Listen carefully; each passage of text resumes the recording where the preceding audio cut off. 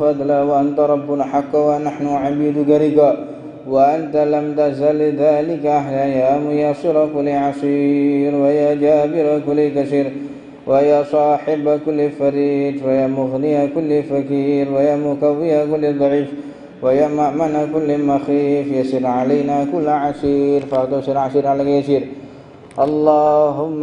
اللهم يا من لا يحتاج إلى بيان وتفسير حاجاتنا كثير وأنت عليم بها وخبير اللهم إني أخاف منك وأخاف ممن يخاف منك وأخاف ممن لا يخاف منك اللهم بحق من يخاف منك نجنا ممن لا يخاف منك اللهم بحق سيدنا محمد احرسنا بعينك التي لا تنام واغلفنا بكنفك الذي لا يرام وارحمنا بقدرتك فأنت ثقتنا ورجاؤنا وصلى الله على سيدنا محمد وآله وصحبه وسلم والحمد لله رب العالمين عدد خلقه ورضا نفسه وزنة عرشه ومداد كلماته اللهم إنا نسألك زيادة في الدين وبركة في العمر وسعة في الجسد وسعة في الرزق وتوبة قبل الموت وشهادة عند الموت ومغفرة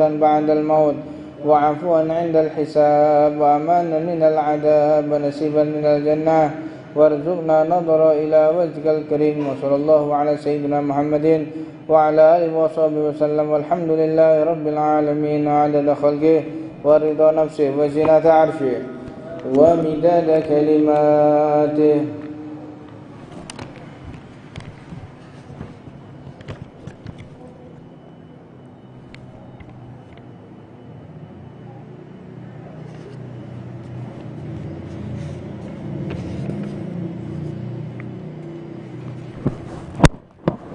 Bismillahirrahmanirrahim. Alhamdulillah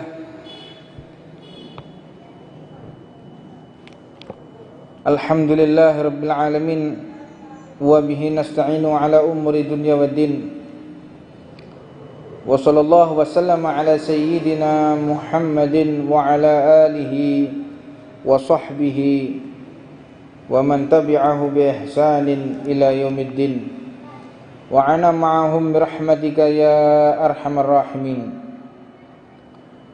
Subhanaka la ilma lana illa ma 'allamtana innaka antal alimul hakim. Rabbi ishrah li sadri wa yassir li amri wahlul 'uqdatam min lisani yafqahu qawli.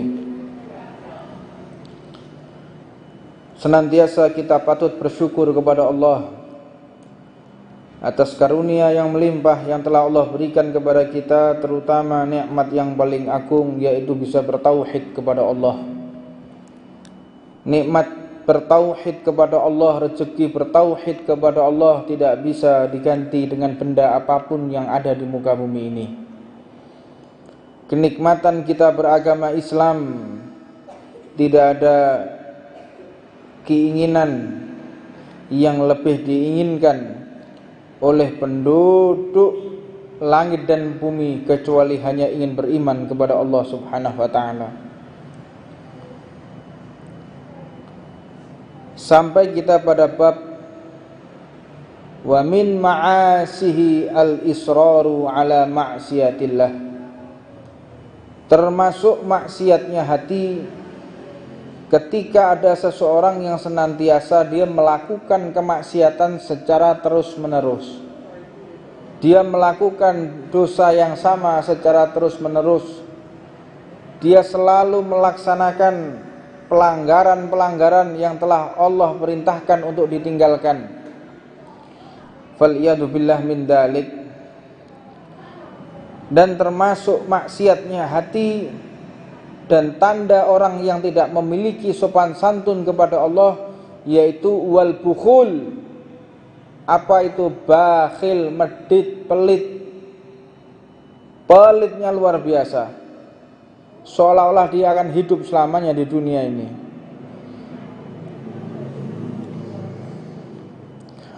Wa su'udzan billah, termasuk daripada maksiatnya hati yaitu apabila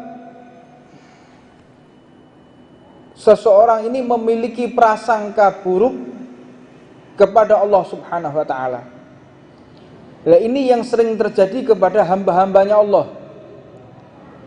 Sedangkan Allah Subhanahu wa taala sudah berfirman, "Ana 'idza dhanni 'abdi bi falyadunnu bima syaa." Duhai hambaku, ini hadis qudsi.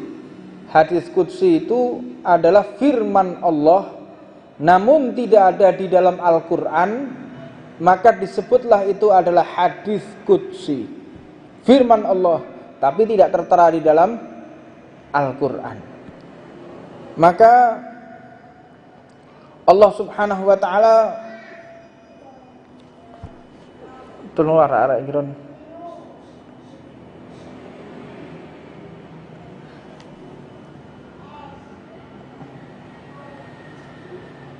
Jadi salah satu daripada prasangka kita kepada Allah Subhanahu wa taala yaitu apabila dia berprasangka baik atau buruk, itulah yang terjadi kepada dirinya. Ana 'idza dhanni 'abdi bi falyadunnu bima syaa. Aku ini tergantung daripada prasangka hambaku terhadapku. Jika dia berprasangka buruk kepadaku, maka jadinya buruk. Apabila dia berprasangka baik, maka jadinya baik. Nah, ada satu riwayat, ente Hasan duduk di sana aja. Siapa Laskar itu duduk di situ aja. Ana biar konsentrasi di sini.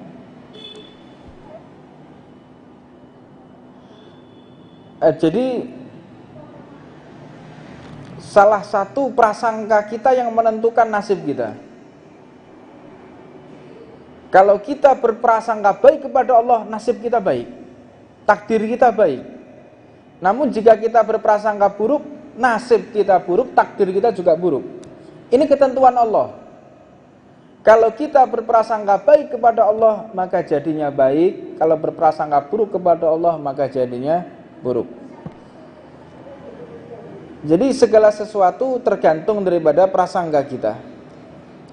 Wa bi khalqillah, dan prasangka kita terhadap makhluknya Allah ini juga penting.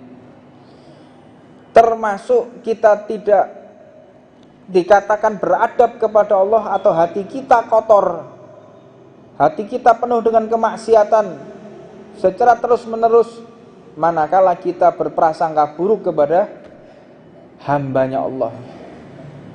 Maka satu riwayat diceritakan ada seorang tabi'in, murid daripada sahabat Nabi Muhammad, tinggal di atas gunung sendirian bersama keluarganya. Di atas gunung hidupnya pas-pasan, ekonominya lemah. Di atas gunung dia hidup dengan halnya sendiri, dengan keadaannya sendiri. Gak ada orang yang tahu keadaannya. Maka ketika Yom minal ayyam, dari salah satu hari, beliau ini kedatangan seorang perompak dengan senjata lengkap, pakai pedang, pakai panah, dia perampok dia. Maka masuk ke rumah tabi'in ini. Ketika masuk ke rumah tabi'in, tiba-tiba dibukakan pintu oleh sahibul bait, si pemilik rumah, yaitu tabi'in ini. Belasan orang datang ngepung rumahnya tabi'in karena udah nggak dapat target untuk ngerampok, perut mereka kelaparan, mau nggak mau ngerampok rumahnya orang miskin. Orang miskin ini adalah salah satu murid sahabat Nabi Muhammad. Masuk dia. Begitu dibuka pintunya, sahibul bait mengatakan, ahlan wa sahlan, selamat datang wahai para mujahid. Mujahid fisabilillah, kalian ini bawa senjata untuk menegakkan kalimat Allah, untuk menegakkan bendera Allah, untuk mengajarkan kebaikan. Kalian membawa senjata, membawa tombak, bawa panah, bawa pedang. Ini semua adalah rezeki buatku. Kalian ini adalah orang-orang pilihan Allah, para kekasih Allah. Seorang mujahidin telah datang ke rumahku, alhamdulillah. Maka dipersilahkan masuk oleh tabi'in ini, dijamu semampunya. Hanya memiliki 2 ekor kambing, dua-duanya disembelih untuk menjamu para perampok ini. Ketika masuk ditanya, Kalian ingin makan apa? Aku hanya punya 2 kambing. Wah ya sudah, 2 kambing. Sebentar ya, saya hangatkan dulu air ini. Karena tempatnya di atas gunung, dingin. Saya hangatkan dulu airnya agar kalian tidak kedinginan ketika mandi. Kalian tidak kedinginan ketika ngambil air wudhu. Aku siapkan. Disiapkan dengan susah payah. Satu persatu dilayani. Dengan diperhatikan. Wudhunya nggak jelas. Habis ngusap kepala, ngusap kaki, tangan, sebagian kepala, nggak karu-karuan. Dilihat sama tabiin ini. Tapi dalam hatinya karena bersih, nggak ada prasangka buruk terhadap manusia, nggak ada prasangka buruk kepada makhluknya Allah. Mengatakan subhanallah, saking capeknya mujahid ini sampai nggak kontrol ketika berwudu. Padahal ya perompak, padahal ya perampok, satu persatu. Akhirnya mereka, kalian ini udah saya siapkan sejadahnya. Kalian kalau mungkin mau sholat berjamaah yang nggak karu-karuan, bacaannya nggak karuan, tapi tetap dilayani, semaksimal mungkin. Maka dihidangkan makanan, ya namanya perompak, nggak punya adab, makan tangan kanan, tangan kiri, wah, seenaknya sendiri. Karena sunnahnya Nabi Muhammad, ya, sunnahnya Nabi Muhammad itu menggunakan 3 jari. Menggunakan 3 jari, itu sunnahnya Rasulullah, ya. Dan ini pun karena mungkin makanan yang ada di Arab Saudi, yang ada di daerah Jazirah Arab itu memang kurma. Jadi nggak ada mungkin yang namanya nasi. Jadi yang kalau megang kurma roti mungkin ya dengan 3 jari. Ya karena pada zaman dulu orang-orang Arab itu ya. Orang Arab dulu tuh kalau makan pakai genggaman tangan begini. Ini. Itu orang Arab dulu kayak begitu. Datang Nabi Muhammad SAW menggunakan 3 jari. Jadi Anda harus membedakan mana orang Arab dan mana Nabi Muhammad. Untuknya saya ingin lebih mendalam lagi.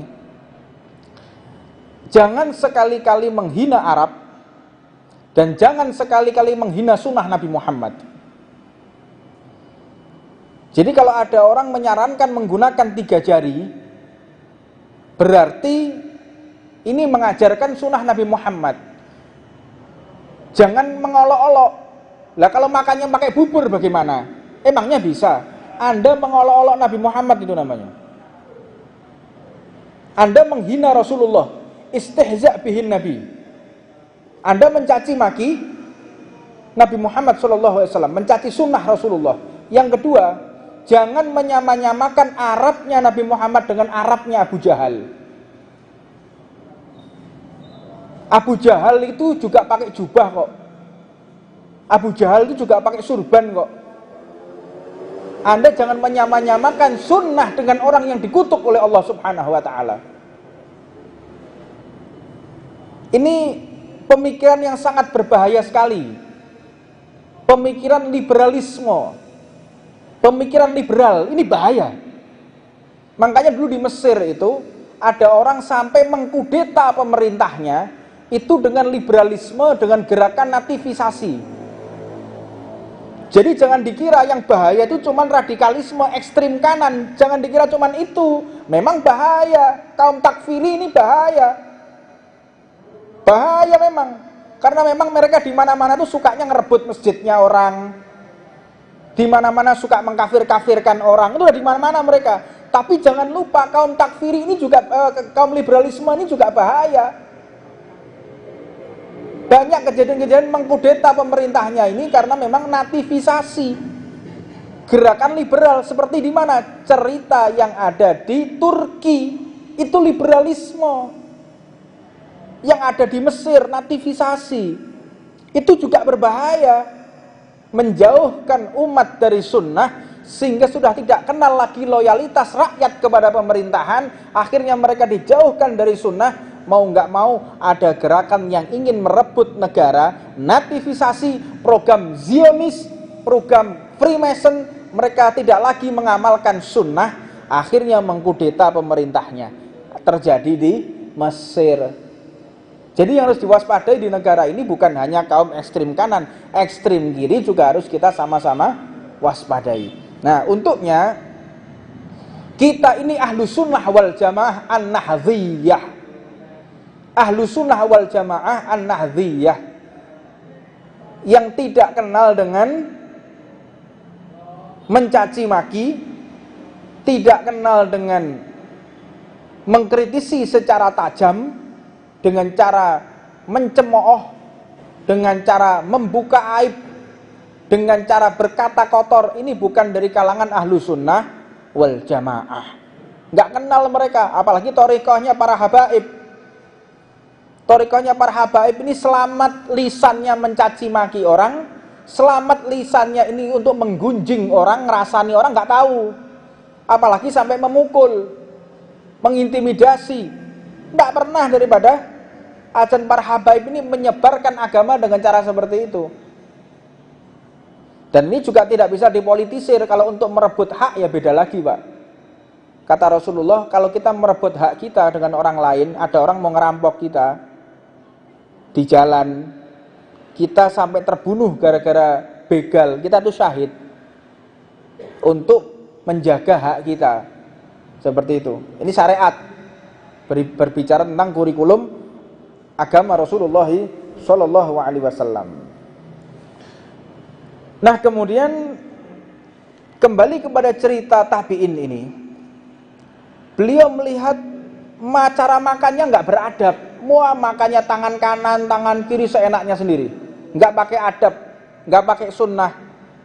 Tetap tabi'in tadi menyambut para perompak yang husnudzon itu adalah mujahidin, menyampaikan dalam hatinya, subhanallah, begitu capeknya mereka sampai kelaparan model kayak begini. Pada akhirnya mereka setelah tidur, mereka keluar dari rumahnya tabi'in ini. Tidak lama kemudian, jarak 2 bulan, para perompak ini kembali datang, mengetuk pintunya, datang lagi, dibuka pintunya, alhamdulillah, ayahku yang buka anak kecil, usianya 10 tahun dibuka, alhamdulillah ayahku, para mujahid telah datang. Mana ayahmu? Ayahku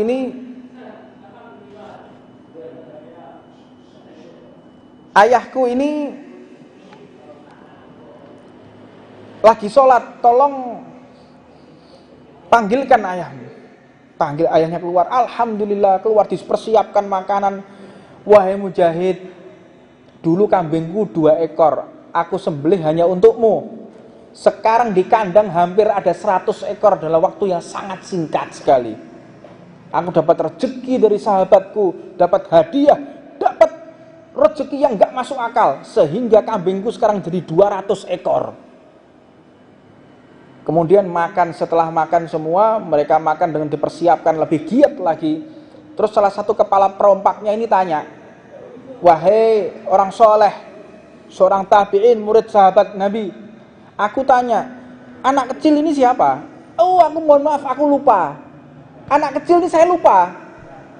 Ini anakku, mulai lahir anakku ini lumpuh, cacat mulai lahir. Subhanallah, berkah kalian para mujahid ini, kalian setelah makan, aku kumpulkan sisa makanan kalian, aku suapi kepada anakku. Wahai anakku, sembuhlah engkau, wahai anakku, sembuhlah engkau. Berkah para mujahid yang keringat mereka untuk Allah, yang hidup mereka untuk Allah, tak suapi anakku sambil aku berdoa bertawasul kepada kalian. Berkah kalian para mujahid, padahal perompak. Dengan kalian makan di rumahku, kambingku 2 ekor jadi 200 ekor dan anakku menjadi sembuh karena makan daripada sisa makanan yang kalian tinggalkan. Subhanallah. Ketika mendengar cerita itu, mereka semua menangis bertaubat kepada Allah. Akhirnya ngaku, kami ini sebetulnya bukan mujahid, tapi perompak, perampok. Dan kami sekarang ingin bertaubat kepada Allah. Dan saat ini kami ingin belajar kepadamu. Dan diriwayatkan disitulah mereka 12 orang ini jadi alim seperti mujtahid semua. Alim. Inilah buah manfaat daripada orang berprasangka baik. Satu orang berprasangka baik menjadikan hartanya melimpah, menjadi orang bertaubat, dan menjadikan anaknya yang lumpuh menjadi sembuh. Berkah daripada orang yang berprasangka baik kepada sesama makhluk Allah. Ini manfaat orang husnudzon. Tapi kalau sudah didahului dengan suudzon, sengsara. Orang udah suudzon dulu, berprasangka buruk, berpikir negatif. Nah, kalian akan menemui sesuatu yang tidak kalian inginkan. Ini janji Allah, bukan janji manusia. Ana idzaduni abdi bi falyadunnu bima syaa. Makanya kita ini harus berprasangka baik. Ada masalah bertabayun, ada masalah duduk bareng, jangan didahulukan dengan prasangka buruk. Wallahu a'lam. Rabbana atina fid dunya hasanah wa fil akhirati hasanah wa qina adzabannar. Wa 'alamana wa sayyidil habib Umar Muhammad sallallahu alaihi wasallam wa 'alamana masyayikhuna wa 'alamana habibana Ahmad Jamal bin Thaha bin Abu Bakar Ba'il wa 'alamana habib Thaha bin Abu Bakar Ba'il wa 'alamana habib Muhammad bin Ali Ba'il wa ila hadratin Nabi Muhammadin sallallahu alaihi wasallam sirrul Fatihah. Bismillahirrahmanirrahim.